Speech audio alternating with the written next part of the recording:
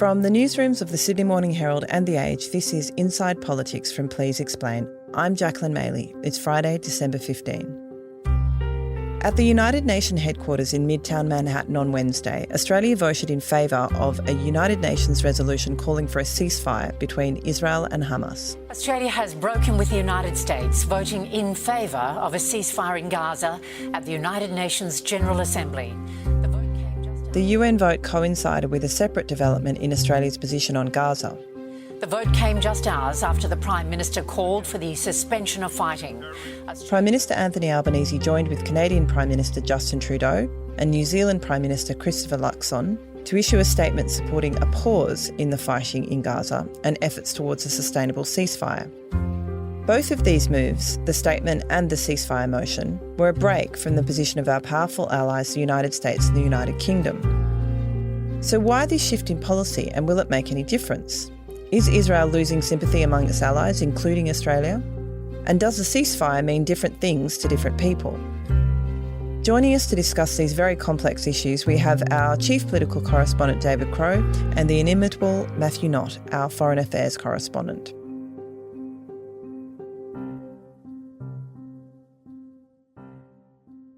Welcome to the podcast, gentlemen. Hi, Jackie. G'day, Jackie. Matt, talk us through the United Nations resolution we signed on to this week. What does it actually say? Yes, so when you look at the text of this resolution, it's actually pretty simple and straightforward. It has three main parts. The first is demanding an immediate humanitarian ceasefire in the war.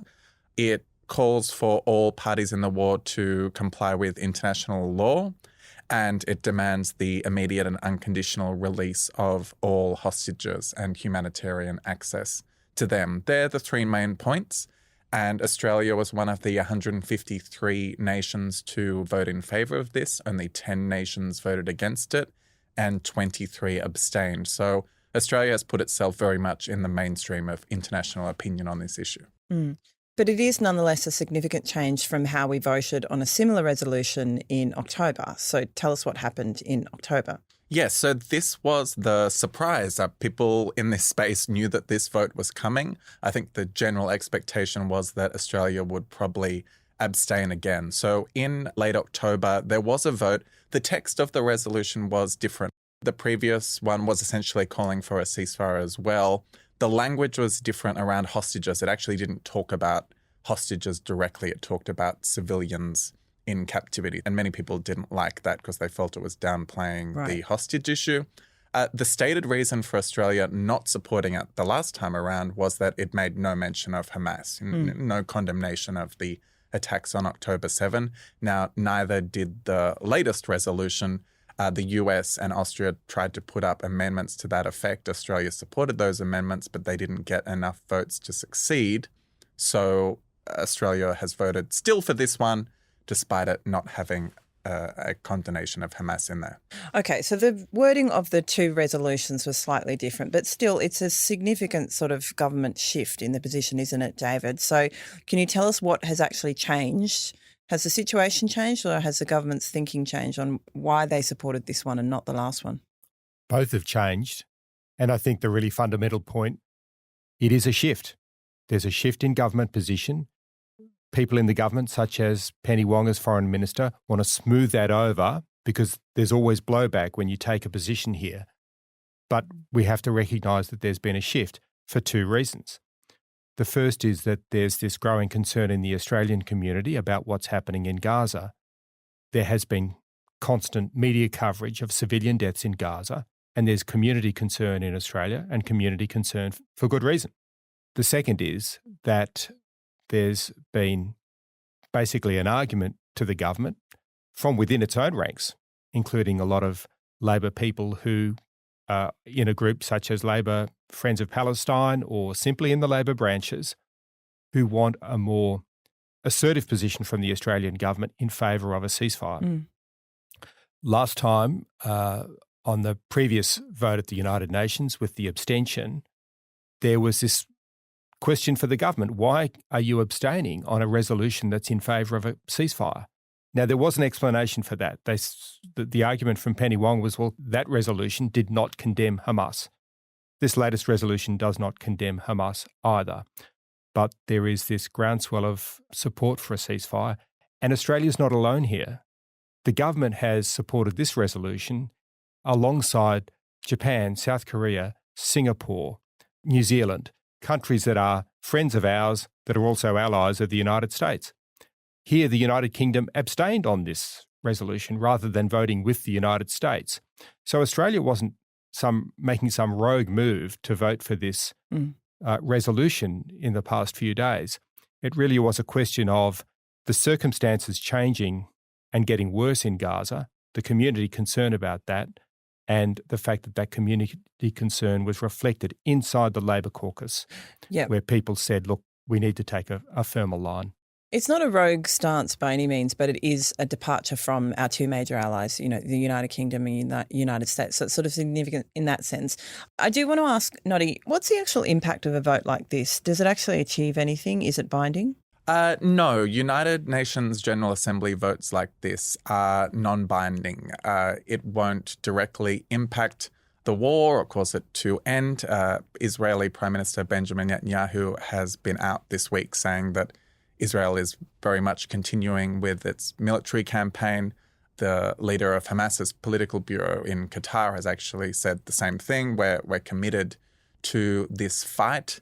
So the UN vote doesn't change the world in that sense, but Israel is impacted by international opinion and international pressure.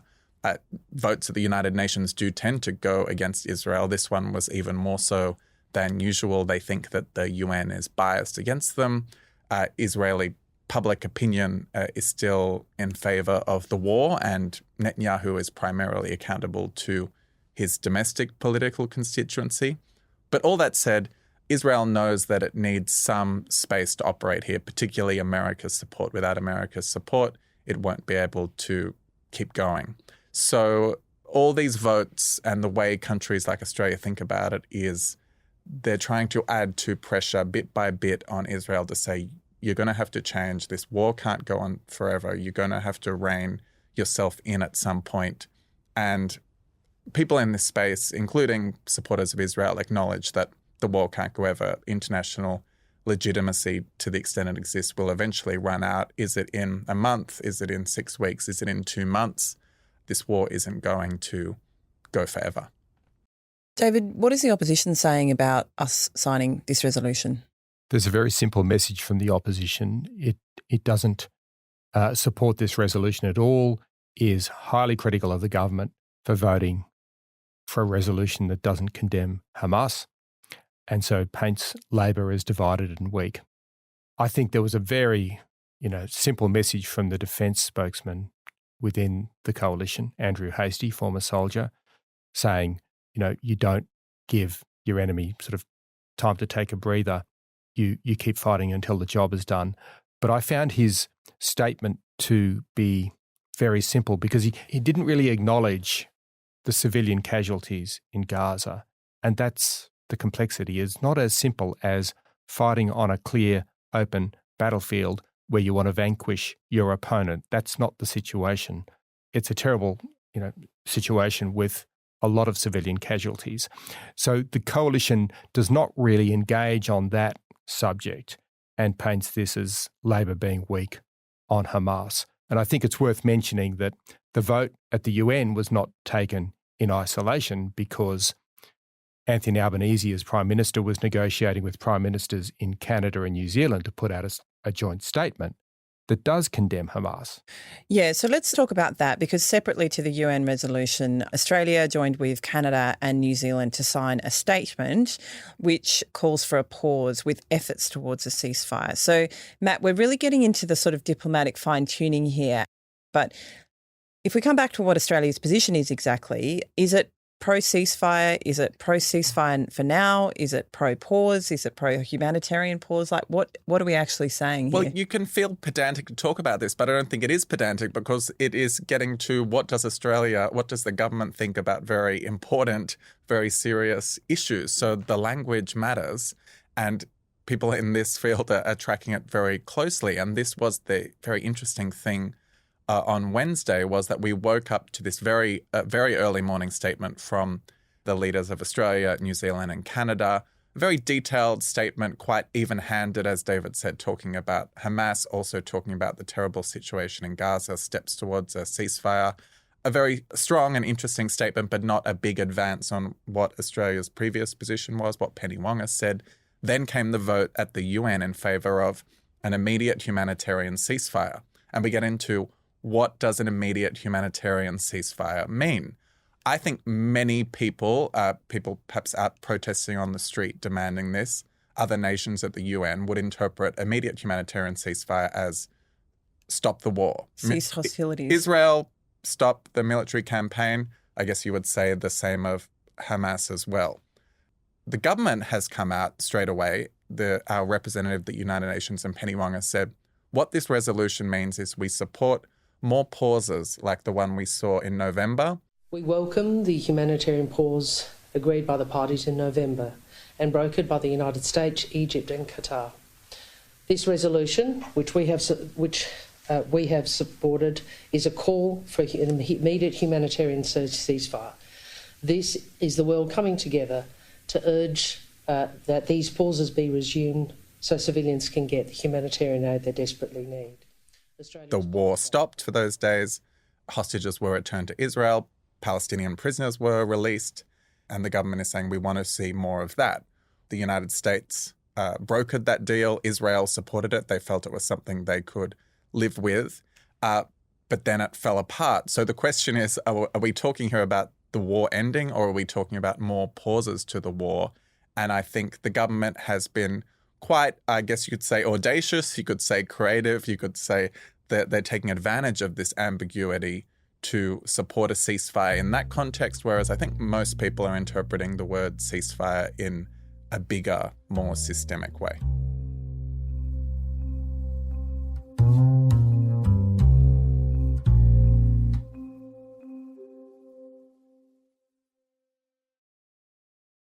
I want to talk, David, about the internals of the Labor Party on this, because we know there is a diversity of opinion within the Labor Party on Israel-Palestine, and that is reflected on the front bench and within Cabinet. On Wednesday, we had Labor Minister Ed Husic, who is one of Australia's first Muslim ministers, commenting on the conflict in a radio interview, which he has done before. But he really made a strong case. He said that Israel's military action was very disproportionate.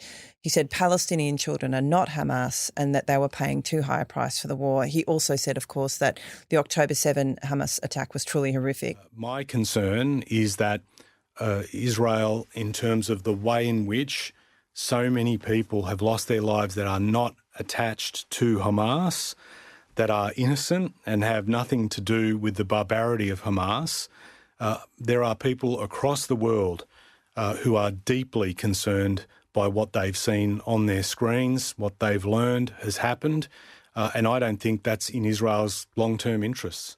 Israel says. Peter Dutton then said, those comments of Ed Husic went too far. How significant was Ed's intervention into the debate? And is he speaking for a large portion of the front bench? Is he speaking for his electorate? Who's he speaking for? He's speaking for the community because he is a member for Western Sydney. So he does have a community that with many Muslim members. But he's speaking as a member of the executive, as members of the executive are entitled to. And sometimes in politics you don't see enough open debate, but here we are seeing it. He's got an opinion. He gives voice to that. One of the Labor backbench members, Josh Burns, of Jewish faith and Jewish background, he gives voice to his opinions as well. My position that I've held consistently, which is also the position of the Australian government, is that any ceasefire has to be a two-sided negotiated outcome, and any ceasefire has to be an agreement between two parties. And the Foreign Minister and the Prime Minister in his statement has reiterated that Hamas cannot be a part of the future governance of Gaza. They are a terrorist organisation and they need to be disarmed. And I think it's really fundamental that you recognise the Labor caucus has got a diversity there that other parties do not have. Labor has Jewish members, Muslim members. It has a greater internal debate about where it lands on this incredibly vexed issue, much more so than others. It's relatively easy for the Greens to take a more pro-Palestine line with every position they take. It's pretty much effortless at the moment for the Liberals to take a much more pronounced pro-Israel line on every policy they take. The government is seeking nuance here, and that's a very difficult thing to do in politics. If people could step back from the idea, sometimes a false idea, that everybody in a party room has to say exactly the same thing and be on exactly the same page. I mean, that's an idea that leads to the concept of the talking point, where everybody's so disciplined about what they say on radio every morning that they say the same thing and it's all really bland. There is a diversity in the caucus, and that leads to a difference of opinion in the caucus. The more I look at it, the more I think it's a good thing. It's good that we've got a party with people like Josh Burns and Ed Husic from different backgrounds. And I'm looking at this debate thinking, why are we getting to a position where Peter Dutton condemns a minister for voicing an opinion, on something like this? Don't we want greater diversity of opinion? Yeah. And a government ideally does have a diversity of opinion within its ranks to lead to a better policy outcome. Yeah, and to be cynically political about it, it's probably quite useful in a way for the Prime Minister to have different MPs voicing different opinions, which will be supported by different parts of the Labor Party base and the people who might vote for them. But when does that, healthy diversity become a sort of rabble, a lack of division, something that the coalition can then exploit? I think it gets to that point if there are personal animosities that start driving this and when you get open bickering. And I don't think it's anywhere near that. And I don't see signs that it's going to get to that point. Just finally, Matt, US President Joe Biden said this week that Israel risks losing international support due to its indiscriminate bombing of Gaza. I think that we have made it clear to the Israelis, and they're aware, that the safety of innocent Palestinians is still of great concern. And so the actions they're taking must be consistent with attempting to do everything possible to prevent innocent Palestinian civilians from being hurt, murdered, killed, lost, etc. How big of a deal was that statement from the President, and are we likely to see our government further shift position towards the humanitarian costs, the clear civilian toll of this conflict, and perhaps away from, full support of Israel and its right to defend itself? Well, this is a big issue. Despite the US voting against this resolution at the UN and the US being Israel's closest ally, there have been tensions right along the way. Joe Biden did embrace Netanyahu after the October 7 attacks and went to Israel. Joe Biden is very popular in Israel. He's not so popular in America right now, but he's a very popular figure in Israel, where Netanyahu is quite unpopular. But there is tension between them about the way that Israel is conducting this war. America's tried to keep it more in-house. They're saying that their role is to be Israel's friend, but to give them frank advice behind the scenes and to try and shift their behavior. They have a view which some people may disagree with, but they think that by keeping Israel inside the tent, they can get things done there in terms of getting aid into Gaza, changing their military strategy. But it's starting to spill out a bit more now, this disagreement. There's also a disagreement between Biden and Netanyahu about what should happen after the war, what should happen in Gaza. Should there be a role for the Palestinian Authority in governing that there? And this is going to be a huge issue over the coming weeks, because while we talk about Australia's position and the coherence of it, Israel has set hugely ambitious goals for this war, essentially to eliminate Hamas as a governing authority. It's still very unclear if that is a realistic goal. Australia actually says we support it as well, but we're many weeks into this war and there's no sign that's going to happen. Is that realistic? Is there some other way that Israel can claim some sense of victory and end this war and try and get to a better future here? That's going to be the big question in coming weeks.